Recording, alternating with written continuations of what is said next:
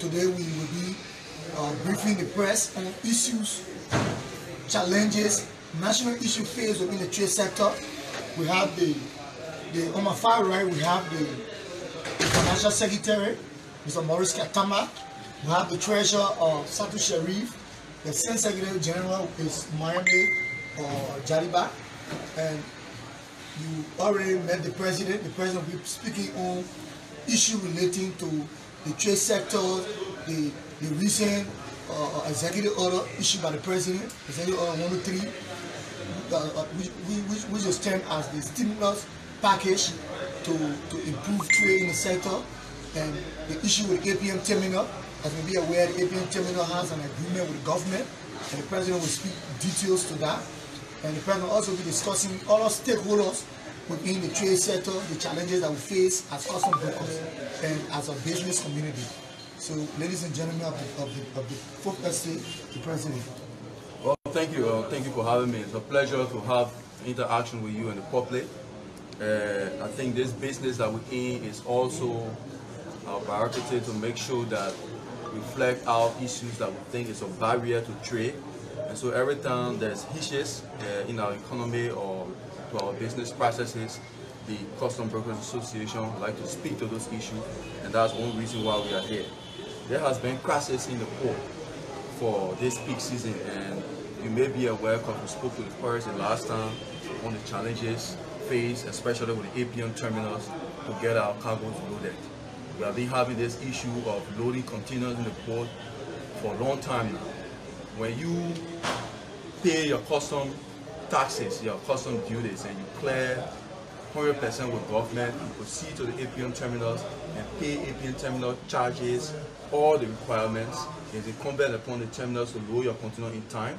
But what has been happening over the recent period is that having certified all their requirements, paid the necessary liabilities, and they give you the OK to load permit, which they call entry permit, and you phone the truck to load your container.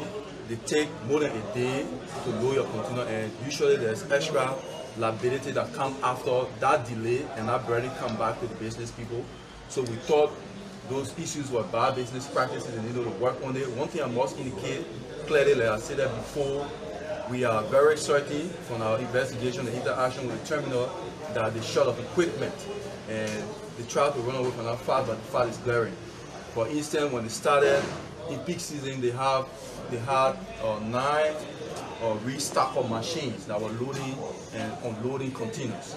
Currently, they have 7 in the yard, which is a reduction by 2, and that 7, only 5 is functional.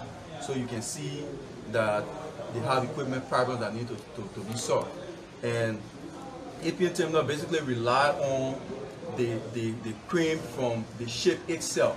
They don't have gentry cream to offload container. The last time we had a stakeholder engagement in the presence of the Minister of Finance, Development Planning, the Managing Director of the NPA, the Custom Commissioner, Mr. Samoa, at the Ministry of Finance. It was clear after the deliberation the challenges were put forth to our leaders. It was clear that the gentry cream was an imperative, and APM terminal had to bring the gentry cream. I remember the Managing Director, Bill Traoré, said if APM terminal cannot buy that equipment, the government of Liberia will pay for the equipment and allow APM terminal to pay them back. But we left that meeting with the certainty that we were going to get relief, that gentry cream was going to be here.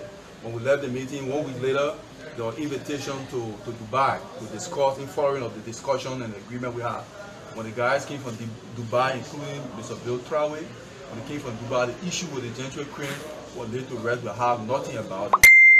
Those effects is why we saw the outcome, the negative or outcome, the indication on the crisis that we had in the port and continue to have in loading our cargoes. So, according to the government, you know, the Custom Brokers Association, we are the guys doing the day-to-day processes. We encounter these problems, and it incumbent upon us to flag out these challenges and look to our government for solutions, and among other things. The loading of container has been a problem. In her contract, like you saw the flyer she put out right before the Christmas, that on February 1st they will be increasing their tariff again. The APM terminal will be increasing the tariff. It is enshrined in their concession agreement that every year they should increase their tariff. But that increment of the tariff is predicated upon the progress they will make to make the port effective. That is, have the necessary equipment, be able to deliver container in time, all those things. So yes, it's in your contract that you should increase every year, but the other side of the bargaining is that you should give out a more effective port as a direct proportional to your increment. But those are things that are not happening, and they are bent on the increment. For example, the port or 9.67% increment on all the cargo. They indicated in our communication an example on 20-foot container, which is the minimum.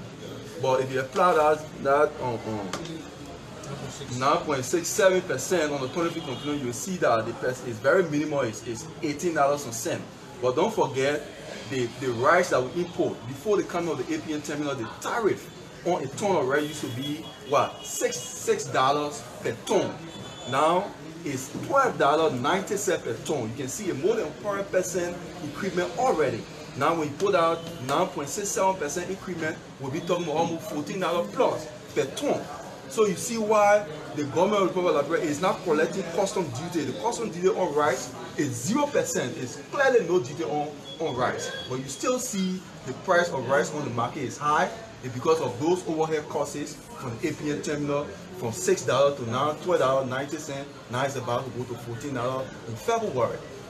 So this increment on our businesses in heavy equipment, for example, many times government will get duty free for heavy equipment to maybe face our road, do farming, but then the APN terminal charge per ton.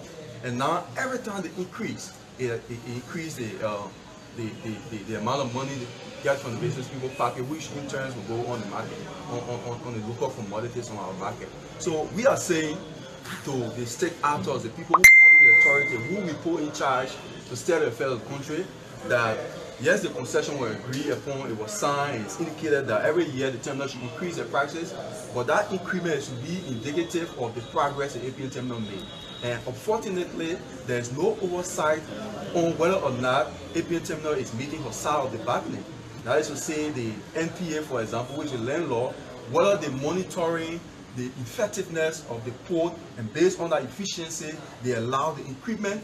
Nobody supervised. And the last time I remember, the APN terminal was called to the legislature for oversight. It was for bad labor practices.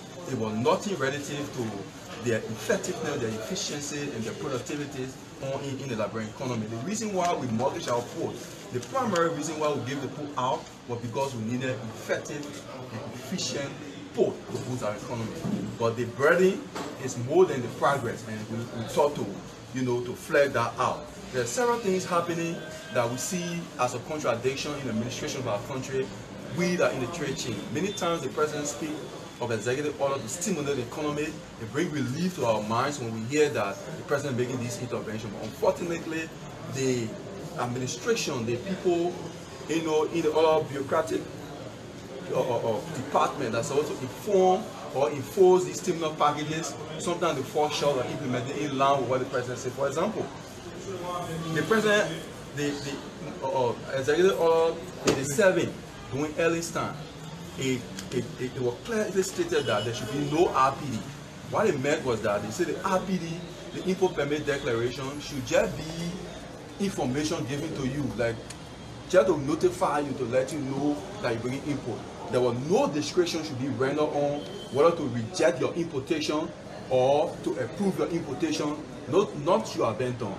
The President, George Manuel, we have repeated that in Executive Order 93, saying that there should be no RPD whatsoever.